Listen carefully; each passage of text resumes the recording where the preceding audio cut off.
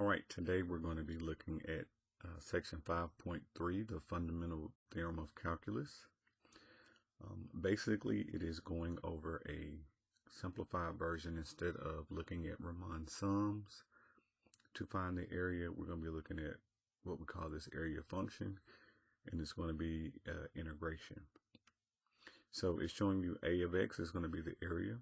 We're going to integrate the function from the lower limit a up to the upper limit x, and we're going to use f of t. T is just a dummy variable. We use that because we can't integrate with x and then plug in x, so we have to use a different variable.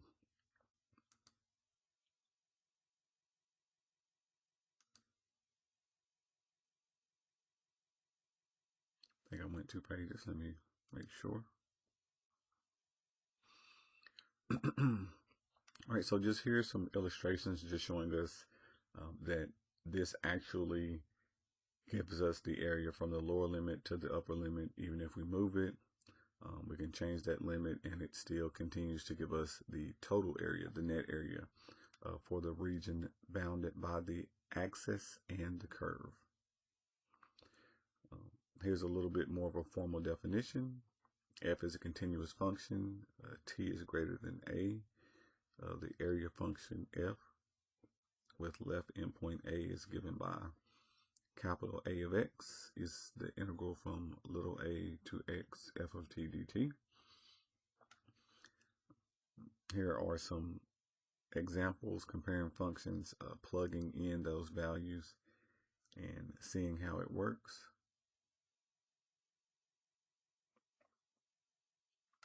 So here's a linear function.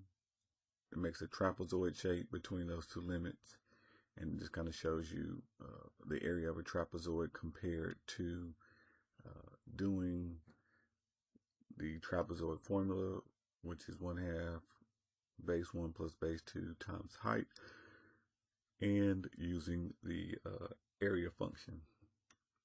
So when they do the integral, here's what we get.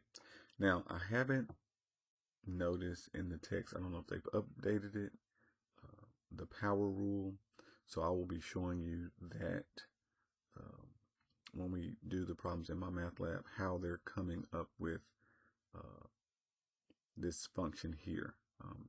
I didn't see them going over the power rule for integration, but they integrate this function and they come up with this new function. So I want to show you how they come up with that.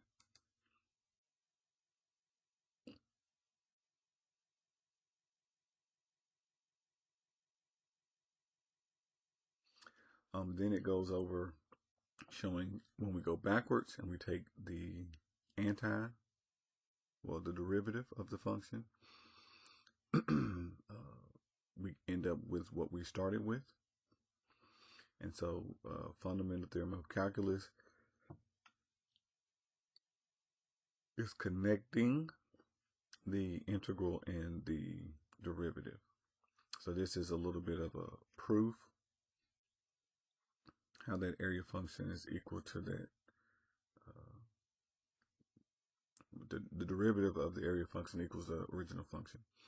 So here is part 1, fundamental theorem of calculus.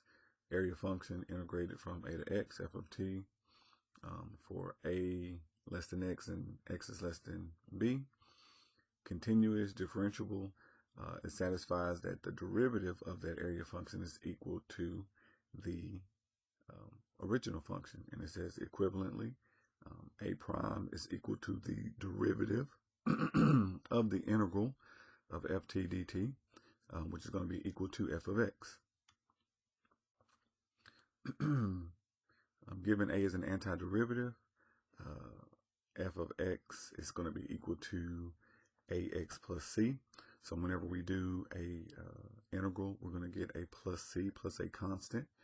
And whenever we do f of b minus f of a, those c's will be there. One will have a plus c. When you distribute the negative, it'll have a minus c, and they will cancel each other out, simplifying to give us the integral from a to b of f of x is equal to f of b minus f of a. This is also called the antiderivative. So whenever you see that term antiderivative, it is referring to the integral.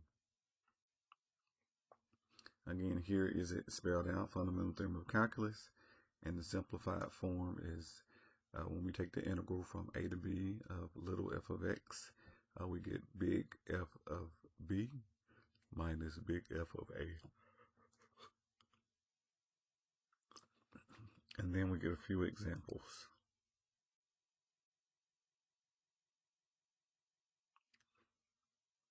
So here's some examples just illustrating. These are good reads, and follow along, see how they come up with each of those parts. Some with trig, rational functions.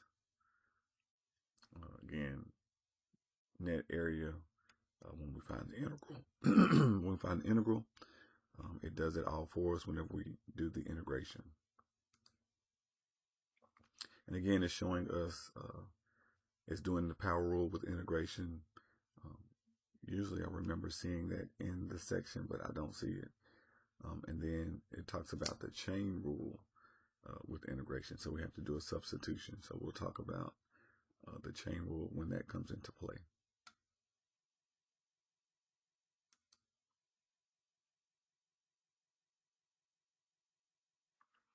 Still just a few more examples. Integration with sine.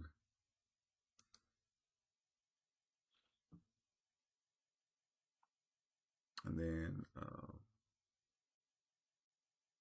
just proof of that theorem spelled out.